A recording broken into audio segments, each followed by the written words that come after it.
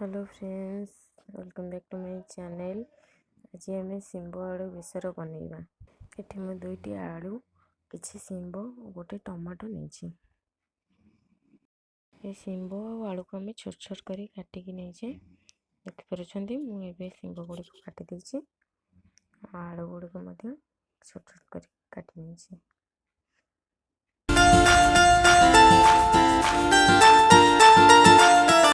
गोटे टमाटो को छोट छोट पीस कर काटी नहीं और मसला को पेस्ट करके गोटे पियाज 4 ରୁ 5 पकड़ा रसुण आ किसी सोरिष। कड़े अल्प तेल पकई देखिपे कम तेल हो जाए आलू को भाजी नौ आलू आमर पड़गला से आलू आम सीम को मिसईक भाजी नवा। देखिपे सीम गुड़ी को आड कर भाजी नौ एमती आम 15 मिनट भाजवा। अल्प लुण पकईदे अल्प लुण पकड़ा द्वारा आलूटा आमर टेस्ट भल टेस्ट आसो। 10 मिनिट पर आमर आलू और सीम भल से भाजी हो गला। आम आपको काढ़ी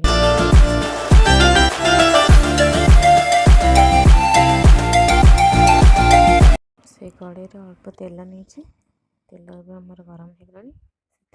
बाटी रखिथे सोरिष मसला को आम देदेबा। देखिपे मसला को देदेलुनी तेल भल भाव मिक्स कर मसला आमर भल भाव मिक्स हो गला। एबे आम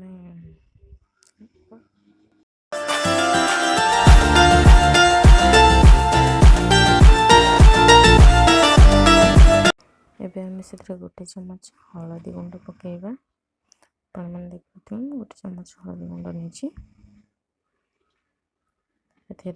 गोटे चमच लंका गुंड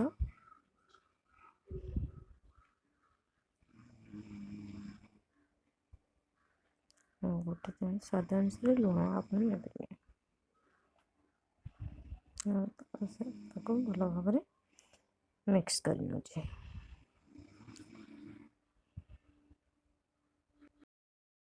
मसलाटा आमर भल भाव कषि आप देखिपे आम काटिक रखि टमाटो को देदेबा। टमाटो सब जाक दे भल भाव गोल नौ देखिए मसला टमाटो पूरा मिसीगला। टमाटोटा किसी टाइम लगे।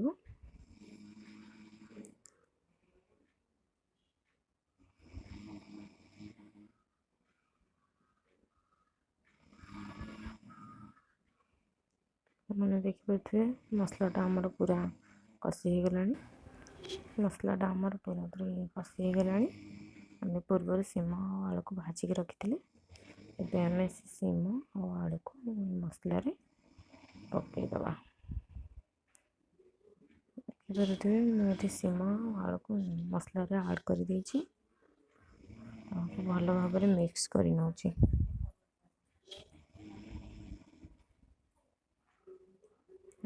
यह भाव में मसला सीम आलू को आम 5 ରୁ 10 मिनट पर्यंत कषि नेबा।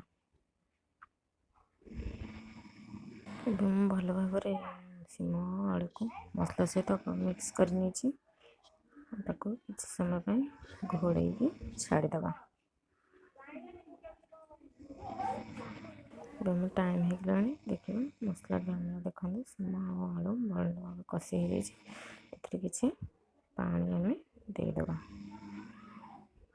आपड़ जी पा रखा चाहते पूरा जुकिया कर झोल करेंगे ताहले आप से अनुसार पानी देवे।